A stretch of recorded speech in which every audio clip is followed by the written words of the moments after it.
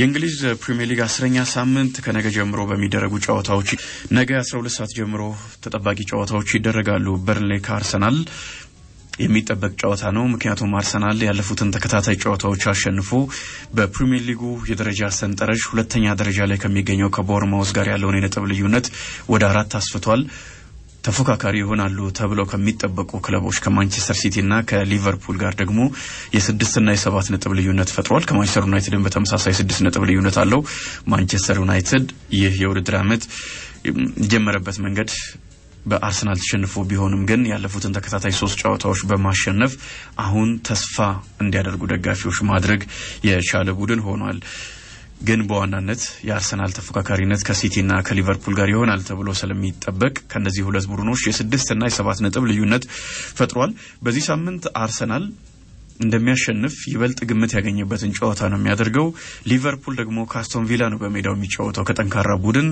ማንቸስተር ሲቲም ሁለተኛ ደረጃ ላይ ከሚገኘው ከቦርንማውዝ ጋር ነው የሚጫወተውና ምናልባት እነዚህ ሁለት ቡድኖች ነጥብ የሚጥሉበት እድል ይኖራል ከሚል መነሻ አርሰናል በዚህም ሳምንት የነጥብ ልዩነቱን ሊያሰፋ ይችላል እና እስከ 10ኛ ሳምንት ከ6 ነጥቦች በላይ ከነዚህ ሁለት ቡድኖች ማስፋት የሚችል ከሆነ ቀጣይ ሳምንትም ከሰንደርላንድ ነው የሚጫወተው። እርስ በርስ ሊቨርፑልና ማንቸስተር ሲቲ የሚገናኙበት ሳምንትም ይመጣልና አሪፍ ሳምንታት ሊሆኑ ይችላሉ ለአርሰናል ማለት ነው። በርንሌ ከወራጅ ቀጠና 5 ነጥቦች ልዩነት ፈጥሯል። ከነዛ አስቸጋሪ ጨዋታዎች በኋላ አሁን ሊድስ ዩናይትድ እና ወልቭስን ማሸነፍ ችሏል። በተከታታይ ጨዋታዎች አሸንፎ ነው ከወራጅ ቀጠና 5 ነጥብ ልዩነት ፈጥሯል። ዘንድሮ ከቻምፒየንሺፕ ያደጉ ቡድኖች በጣም አሪፍ እየተፎካከሩ ይገኛሉ። አምናና ካቻምና እንደነበረው በመጡበት ዓመት ወደ ቻምፒየንሺፕ እንደማይመለሱ እየተመለከትን ነው። የአርሰናልን አጫዋት በተመለከተ የበርንሌው አሰልጣኝ ስኮት ፓርከር አርሰናል በደንብ የሰለጠነ ቡድን ነው። ለማመን በሚከብድ መልኩ ጥሩ የሰለጠነ ነው። በእርግጠኝነት የቆሙ ኳሶች ላይ ጥገኛ የሆነ ቡድን አይደለም ብሏል። አርሰናልን በተመለከተ በዚህ የውድድር ዓመት ዋነኛ መገለጫው ከሆኑ ነጥቦች መካከል የቆመ ኳስ ላይ ያለው ጥንካሬ ነው። የማዕዘን ምት ወይም ቅጣት ምት ሲገኝ እነዚህን የተገኙ አጋጣሚዎችን ወደ ጎልነት የሚቀይርበት መጠን በርግጥ ያለፉትም 2 ዓመታት በተመሳሳይ አርሰናል በእነዚህ ቁጥሮች ቁጥር 1 ነው። ዘንድሮም ያንን አስቀጥሏል። ብዙ ጎሎችን ምናልባት ከ60% በላይ ጎሎችን ከቆሙ ኳሶች ነው ያስቆጠረውና በዚህ ምክንያት አርሰናል አሰልቺ የሆነ ነው፣ የቆሙ ኳሶች ላይ ጥገኛ ነው የሚሉ ትችቶች አሉ። በርግጥ የአርሰናል ደጋፊዎች ዋናው ማሸነፋችን ነው፣ በዚህ ውድድር ዓመት ጉዳዩ የነጥብ የመውሰድ ዋንጫ የማሸነፍ ጉዳይ ነው በሚል ይመልሳሉ። በአርሰናል በሚያደርጋቸው ጨዋታዎች ከቆሙ ኳሶች ጎል ሲያስቆጥርም ብዙ ችግር የለባቸውም። በጣም ደስተኞች ናቸው በዚህ መንገድ ጎሎችን በማስቆጠሩ። ግን ስኮት ፓርከር ቡድኑ ጥገኛ አይደለም፣ የቆመ ኳስ ላይ በጣም የሰለጠነ አሪፍ ነገር የሚያሳይ መሆኑን ተመልክቻለሁ የሚል አስተያየት ሰጥቷል። እያንዳንዱ ነጥብ ላይ አንድ ቡድን አሪፍ መሆኑ የሚያስመሰግነው ነው እንጂ በእኔ እምነት እንዲተች የሚያደርገው አይደለም። በጣም አሪፍ ስብስብ ስላለው አርሰናል ከግብ ጠባቂ ጀምሮ እስከ አጥቂ ድረስ በየቦታው ምርጥ ተጫዋቾች አማራጮች ስላሉት ቡድኖች ሲመጡ በደንብ ጥቅጥቅ ብለው መከላከልን ምርጫ ያደርጋሉና እንደዛ ከሆነ ጎል የሚያስቆጥርበት የሆነ አማራጭ ያስፈልገዋል። ያ አማራጭ የቆመ ኳስ ሆኗል። አንድ ጎል ካስቆጠረ በኋላ ግን ቡድኖች ጎል ለማስቆጠር ስለሚሞክሩ ይበልጥ በተቃራኒ ክለብ ወይም ቡድን መከላከል ስፍራ ላይ ቦታ ስለሚያገኝ የዛን ጊዜ ጎሎችን የሚያስቆጥር በደንብ ደግሞ ከኦፕን ፕሌይ እድሎችን የሚፈጥር አይነት ቡድን እየሆነ እየተመለከትን እንገኛለን። በተለያየ አማራጭም ጎል የሚያስቆጥር አይነት ቡድን ነው አርሰናል። ባለፉት 14 ጨዋታዎች 11 ጨዋታዎች ላይ ጎል አልተቆጠረበትም። እጅግ በጣም የሚያስደንቅ ክብረ ወሰን ነው። ትናንትና የፕሪሚየር ሊጉ ድረገጽም ያው ከኦፕታ ጋር ስለሚሰራ አንድ የሚያስገርም መረጃ ይዞ ወጥቷል። በአንድ ወር ውስጥ 6 ጨዋታዎችን አሸንፎ ጎል ሳይቆጠርበት ይሄንን ያደረገ የመጀመሪያው እንግሊዝ ክለብ ሆኗል። ይሄ እጅግ በጣም የሚያስደንቅ የመከላከል ቁጥር ነው አርሰናል እያስመዘገበ የሚገኘው። በ6 ተከታታይ ጨዋታዎች ጎል አልተቆጠረበትም። በፕሪሚየር ሊጉ ደግሞ 9 ሳምንታት ናቸው የተደረጉት። 3ቱ ላይ ጎል ተቆጥሮበታል። 6ቱ ጨዋታዎች ላይ ጎል አልተቆጠረበትም። በእነዚህ 3 ጨዋታዎች አንዳንድ ጎል ነው የተቆጠረበትና አሁን አርሰናል ላይ ጎል ለማስቆጠር በጣም አስቸጋሪ ነው። በካራባኦ ካፕ በፕሪሚየር ሊጉ ከሚጠቀማቸው ተጫዋቾች 10 ተጫዋቾችን ቀይሮ ነው የገባው። ኤበሬ ኤዜ ብቻ ነው በቋሚነት የተሰለፈውና 2-2 በጣም አስቸጋሪውን ቦርንማውዝን አሸንፏል። ማነው ብራይተንን አሸንፏል ብራይተንን በርግጥ የተወሰኑ ወሳኝ ተጫዋቾችን አሳርፎ የጀመረበት ጨዋታ እንደሆነ ይታወሳል በርንሌ በሜዳው በፕሪሚየር ሊጉ አርሰናልን አሸንፎ ያውቅም አርሰናል ዘንድሮ በአብዛኛው ደግሞ ጎሎችን የሚያስቆጥረው ከ30ኛው ደቂቃ በኋላ ነው የመጀመሪያ ደቂቃዎች ላይ ክለቦች በደንብ ስለሚከላከሉ እየሞከረ ይቆይና ከ30 ደቂቃ በኋላ ጎል ያስቆጥራል ይሄንን ነው በአርሰናል እየተመለከትን ያለነው በጣም አሪፉ ነገር ለአርሰናል ስተት እየተሰራ ወይም ጥፋት እያጠፉ ተጫዋቾች ቢጫ ካርድ ቀይ ካርድ የሚመለከቱበት ቁጥር እጅግ በጣም ቀንሷል የመጨረሻ ትንሽ ቢጫ ካርድ ከተመለከቱ ቡድኖች መካከል አርሰናል አንደኛው ሆኗል አምና በጣም ያስቸገረው ይሄ ነበር ቀይ ካርዶች ብዙ ነበሩ ዘንድሮ ወደ ቸልሲ ዞሯል በቀይ ካርድ የሚመለከቱ ተጫዋቾች ቁጥር በቸልሲ ቤት ውስጥ ከፍተኛ ሆኗል ኖቲንግሃም ፎረስት ከማንቸስተር ዩናይትድ ሌላኛው ጨዋታ ነው ዩናይትድ 3 ተከታታይ የሊግ ጨዋታዎችን አሸንፎ የሚያደርገው ጨዋታ ይሆናል አሪፍ ነው የማንቸስተር ዩናይትድ ያለፉት 3 ሳምንታት ውጤቶች በጣም አሪፍ ናቸው ያንን ማስቀጠል ይኖርበታል ጥሩ መነሳሳት ላይ ነው የሚገኘው ምናልባት ከውጤቱም ባሻገር ኤሪክ ቴን ሃግም 5-6 ጨዋታዎችን በተከታታይ አሸንፈዋል ይሄ ብዙ አዲስ አይደለም ለማንቸስተር ዩናይትድ ምናልባት በሮበን አሞሪም ስር ይሄንን ለማድረግ 3 ተከታታይ ጨዋታ ማሸነፍ አይደለም 2 ተከታታይ ጨዋታዎችን አንድ ጨዋታ ካሸነፈ በኋላ በፕሪሚየር ሊጉ በድጋሚ ከዛ ጨዋታ አስቀጥሎ ድል ማምጣት ስላቃተው ለማንቸስተር አዲስ ነገር ሊሆን ይችላል አስቀድሞ በሮበን ማነው በቴን ሃግ ስርም ይሄንን በተደጋጋሚ ሲያደርግ ነበር ምናልባት የማንቸስተር ዩናይትድ ደጋፊዎች በዚህኛው አሰልጣኝ ስር ጥሩ ስሜት እንዲሰማቸው ያደረገው የሆነ መልክ ያለው እግር ኳስ የመጫወት ሐሳብ ያለው አሰልጣኝ መጥቷል ምንም እንኳን ተቸግሮ ቢጀምርም ወደ ማሸነፍ መምጣት የሚችል ከሆነ ፕሮሰስ ነውና በዛ ፕሮሰስ ውስጥ ቡድኑ እየተገነባ ይሄዳል የሚል ተስፋ ስላላቸው ነው 3 ጨዋታዎች ማሸነፍ እንደ ትልቅ ነገር ተቆጥሯል በጣም አሪፍ ነው ኖቲንግሃም ፎረስት ወራጅ ቀጠና ውስጥ ገብቷል ሸዋንዳይችን ቀጥሯል ጠንካራ መከላከል ሊኖረው እንደሚችል ይገመታል እኚህን አሰልጣኝ ሲቀጥር ላለመውረድ የሚደረገውን ትግል ቀድሞ ለማሸነፍ እንደሆነ በጣም ግልጽ ስለሆነ ማለት ነው አሰልጣኙ ቀድሞ ክለቦች ላለመውረድ ሲጫወቱ በፕሪሚየር ሊጉ እንዲቆዩ በማድረግ የሚታወቁ አሰልጣኝ ናቸው በሊጉ በቦርማውዝ 2-0 ተሸንፈው ነው የጀመሩት የመጀመሪያ ጨዋታቸውን አሰልጣኝ ሸዋንዳይሽ ያደርጋሉ በሜዳቸው በአውሮፓ መድረክ አሸንፈው መጥተዋል ምናልባት እሱ ጥሩ ስሜት የሚፈጥር ሊሆን ይችላል አስቀድሞ እንደነበረው ሲቲ ግራውንድን ሜዳቸውን ጠንካራ የመከላከል ምሽግ የማድረግ ኃላፊነት አለባቸው ለማንቸስተር ዩናይትድ ሊሳንድሮ ማርቲኔዝ የቡድን ልምምድ ጀምሯል ጠንካራ መከላከል እንዲኖር የማድረግ አቅም ያለው ተጫዋች ነው ግን ደግሞ ለነገ ጨዋታ አይደርስም ይሄንን አሰልጣኙ ሮበን አሞሪም ያረጋግጠዋል ሃሪ ማጓየር መድረሱ አጠራጣሪ ነው ይሄንንም አሰልጣኙ ናቸው የተናገሩት ሌላ ጉዳት ግን የለም ለፎረስት ክሪስ ውድ ያለፈው አመት ምርጡ አጥቂያቸው በጉዳት ምክንያት አይኖርም ኦላዬናና ዚንቼንኮንም አለማግኘቱ ጥሩ ዜና አይደለም ለኖቲንግሃም ፎረስት ጥሩ ዜና አይደለም በተለይ መከላከልን ለሚፈልግ እና ደግሞ ጎሎች እየተቆጠሩበት ለሚሸነፍ ቡድን እንደዚህ አይነት ተጫዋቾችን ማጣት ይበልጥ ክፍተት የሚፈጥር ይሆናል ብራይተን ከሊድስ ዩናይትድ ፓላስ ከብሬንትፎርድ ፉልሃም ከወልቭስ በተመሳሳይ ሰዓት የሚደረጉ ጨዋታዎች ናቸው ፓላስና ብሬንትፎርድ የሚያደርጉት ጨዋታ አሪፍ ይሆናል እንደዚሁም ሊድስም ከብራይተን ጋር የሚደረግ ጨዋታ ነው ምሽት 2:30 ጀምሮ የሳምንቱ ትልቁ ጨዋታ በቶተናምና ቼልሲ መካከል ይደረጋል ቶተናም ሆትስፐር ስቴዲየም ላይ የሚደረግ ጨዋታ ነው የለንደን ደርቢ ነው የሰሜን ለንደን ከመራብ ለንደን የሚደረግ ጨዋታ ነው በሁለቱ ክለቦች መካከል የ3 ነጥቦች ልዩነት ነው ያለው ቶተናም ባለፈው ሳምንት አሸንፎ ወደ 3ኛ ደረጃ ከፍ ብሏል በ17 ነጥቦች ቶማስ ፍራንክ ባለፈው ካሸነፉ በኋላ 3 ጎሎችን አስቆጥረው ማጥቃቱ ላይ መሻሻል አለብን ብለዋል አንድ ቡድን 3 ጎሎችን አስቆጥሮ ካሸነፈ በኋላ አሰልጣኙ ማሻሻል አለብን ካሉ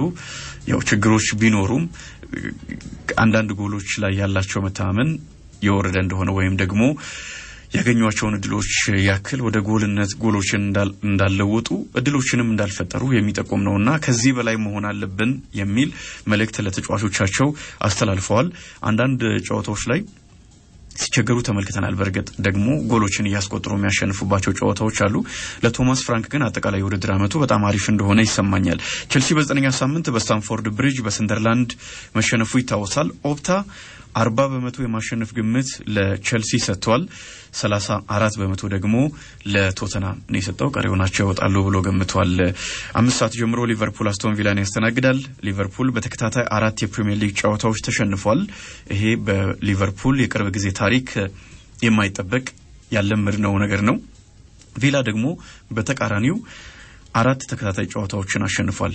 ከነዚህ 4 ጨዋታዎች ማንቸስተር ሲቲ እና ቶተንሃምን ያሸነፈበት ይገኙበታል። 2 ትልልቅ ቡድኖችን አሸንፏልና ሌላ ትልቅ ቡድን ደግሞ ሊቨርፑልን ይገጥማል።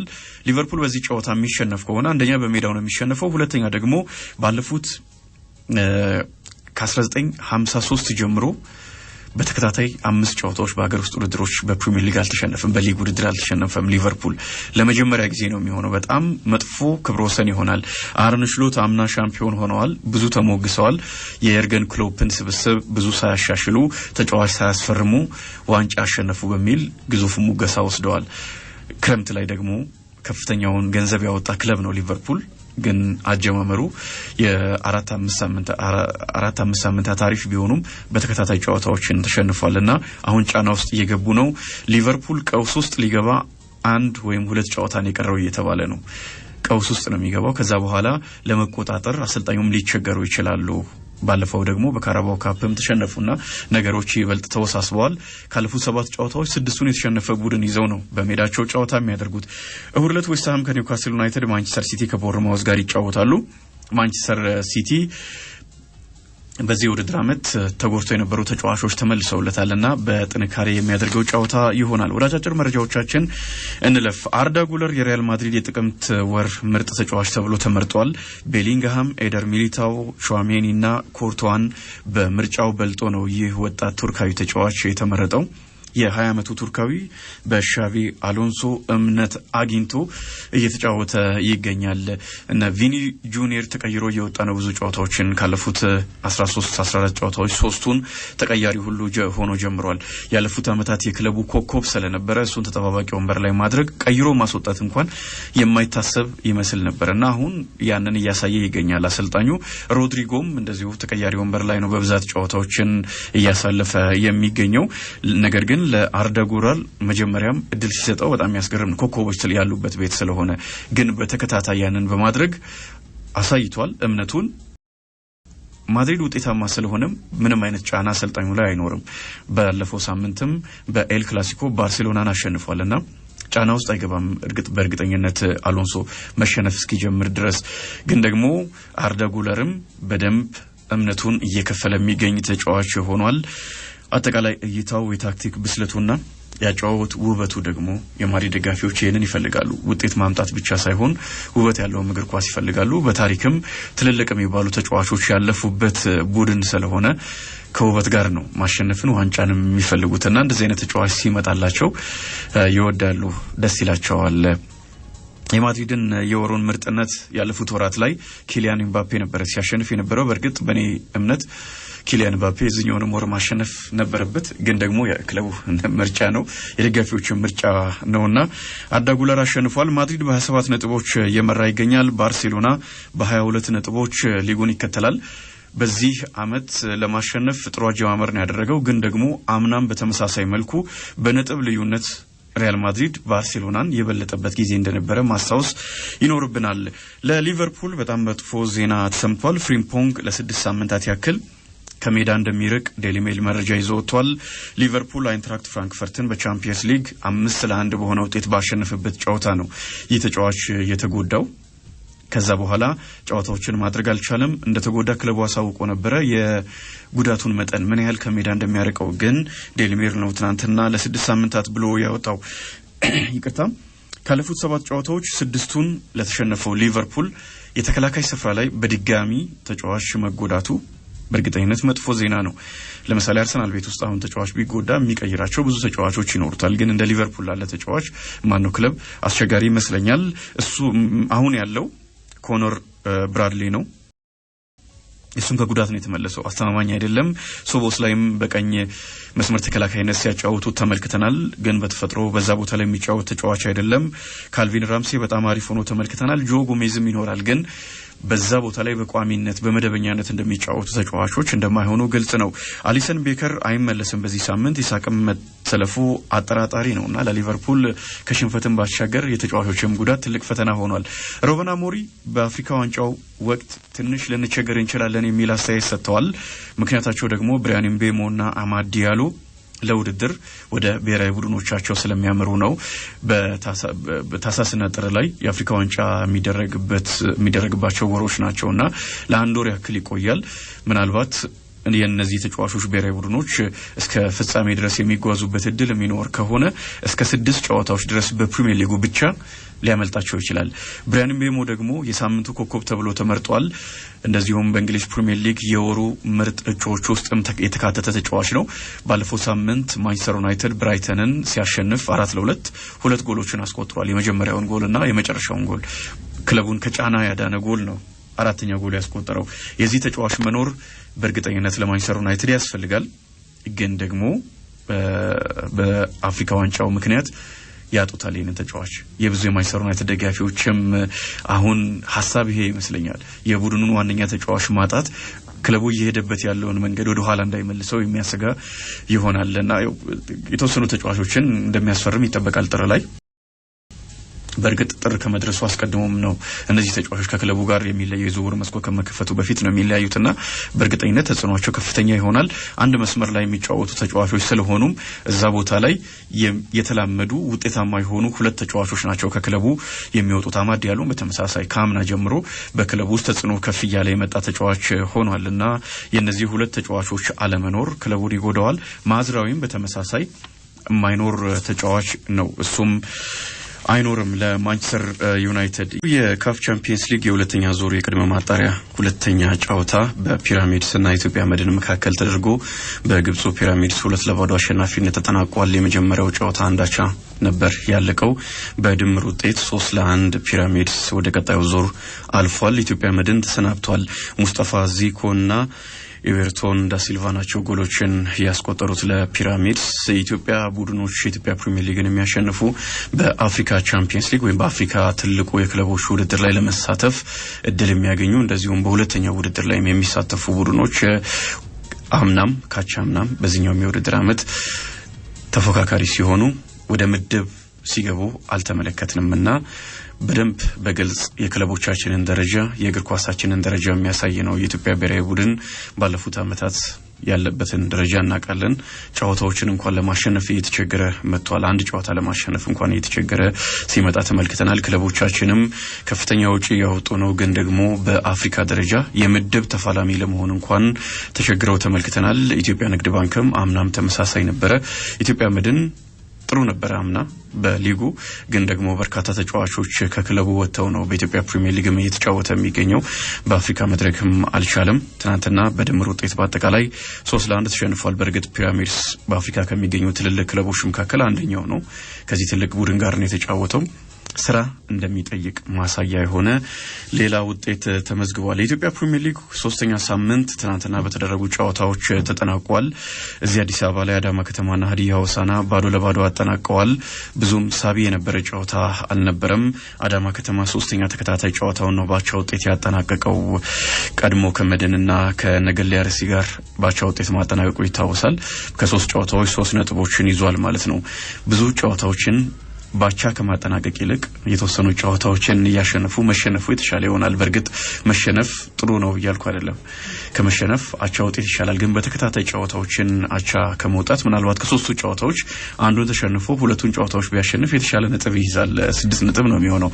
ግን በተከታታይ 3 ጨዋታዎችን ባቻ ውጤት ማጠናቀቁን ተከትሎ አሁን 3 ነጥቦች ይዟል አዳማ ከተማ። ምናልባት አለመሸነፉ የቡድኑ ስነ ልቦና ላይ የሚያሳድረው ተጽዕኖ ከፍተኛ ሊሆን ይችላል ከመሸነፍ ይልቅ አቻ መውጣቱ። ግን ደግሞ በነጥብ ከተመለከት ነው አዳማ ከተማ ያነሰ ነጥብ ነው የያዘው። 3 ነጥብ ብቻ ነው ያለው። ትናንት ከጨዋታው በኋላ አሰልጣኝ ስዩም ከበደ ዝርዝር ጉዳዮችን ሁሉ ስለ ጨዋታው አንስተዋል። ቡድኑ ውስጥ ስላለው ድክመት፣ በቀጣይ ስለሚሰሩት ስራ፣ ማድረግ ስላለባቸውም ሁሉ ነገር አንስተዋል እና እኔ ያስገርሞኛል። ያው በጨዋታዎቹ ላይ የነበሩ ክፍተቶችን በተወሰነ መልኩ ማንሳት በጣም ተገቢ ነው። ቀጣይ መስተካከል ያለባቸውንም ጉዳዮች በተመሳሳይ መልኩ ያለፉት 2 ጨዋታዎች ተጋጣሚ ሜዳ መድረስ አጨራረሳችንን ማሳመር ተስኖን ነበር አሁንም ተመሳሳይ ነገር ነው ብለዋል ከጨዋታው በኋላ በተለይም የመጀመሪያው አጋማሽ ላይ በጣም ጥሩ አልነበረም ሁለተኛ አጋማሽ የተሻለ ሆኗል ያሻሻለን መምጣት ይኖርብናል ቡድኑ 95% አዲስ ነው ስራ ይፈልጋል የሚያድግም ነው ተስፋ ሰጪም ነው አጨራረስ ላይ እንሰራለን ብለዋል አንድ ቡድን ወደ ተጋጣሚ የግብ ክልል መድረስ ካልቻለ ያው ሙከራ ማድረግ አይችልም እድሎችን መፍጠርም አይችልም ያንን ካላደረገ ደግሞ አያሸንፈም ለዚህም ነው አዳማ ከተማ መከላከሉ ላይ ጥሩ ስለሆነ ነጥቦችን ይዞ እየወጣ የሚገኘው 3 ነጥቦችን ይዞ ወጥቷል ከ3 ጨዋታዎች ግን ደግሞ ማሸነፍ ካለበት የተጋጣሚ ግብ ክልል መድረስ እድሎችን መፍጠር እነዛን የተገኙ እድሎችን ወደ ጎልነት መቀየር ግዴታ ነው ጎል አንድ ቡድን አላስቆጠረም ማለት አላሸነፈም ማለት ነው በሌላ አነጋገር ጎል ካልተቆጠረበት አልተሸነፈም ማለት እንደሆነ ሁሉ ጎል ካላስቆጠረም አያሸንፍምና ቢያንስ የመጨረሻው ነጥቡ አቻ ነው ሊሆን የሚችለው እድሎችን መፍጠር ካልቻለ በቀጣይ እነዚህን ይህንን ለውጥ ማምጣት ይተበቀበታል ቡድኑ እርግጥ አዳዲስ ተጫዋቾች መጥተዋል ብዙ አዳዲስ ተጫዋቾች ግን የኢትዮጵያ ፕሪሚየር ሊግ የየአመት ልምድ ከሆነ ሰንብቷል ብዙ ቡድኖች ሻምፒዮን የሆነ ቡድን እንኳን ለክ እንደ ኢትዮጵያ መድን በሚቀጥለው አመት ሲመጣ ቀድሞ የነበረውን ስብስብ ማስቀጠል ይቸገራል አዳዲስ ተጫዋቾች ናቸው የሚመጡት ስለዚህ መቸገር ይኖራልና በፍጥነት አቀናጅቶ ለውጤት መጫወት በጣም ያስፈልጋል አማካይ ላይም ማጥቃት ላይም የመስመር ተጫዋቾች ላይም ችግሮች እንዳሉ አንስተዋል መከላከል ላይ ጥሩ ቢሆንም ቀጣይ እነዚህን እናስተካክላለን ብለዋል አስገርሞኛል በዚህ ደረጃ በጥልቀት የቡድኑን ድክመት ማንሳታቸው ካሊድ መሐመድ የሃዲያ ሆሳዕና አሰልጣኝ አሁንም ቡድኑ መረጋጋት የሚጎለው ቡድን መሆኑን አስተዋል ቀጣይ እዚህ ላይ መስራት ይተበቀበታል ሁለት ጨዋታዎችን ባቻ ውጤት አጠናቆ አንዱን ተሸንፏል 2 ነጥብ ያለው ቡድን ነው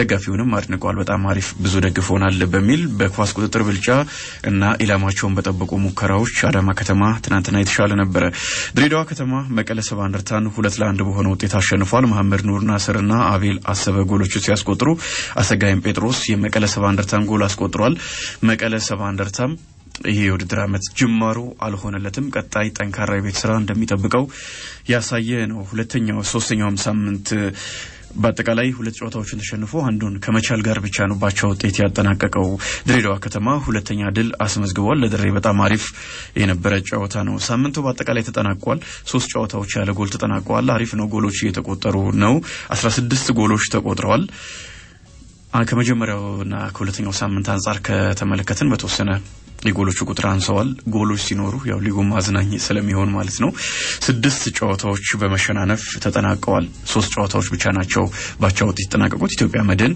በዚህ ሳምንት በቻምፒየንስ ሊግ ወደ ቻምፒየንስ ሊግ የምድብ ለማለፍ ጨዋታ ሲያደርግ ስለነበረ አልነበረም የኢትዮጵያ ፕሪሚየር ሊግ ሁለተኛ ሳምንት በዚህ መልኩ ተጠናቋል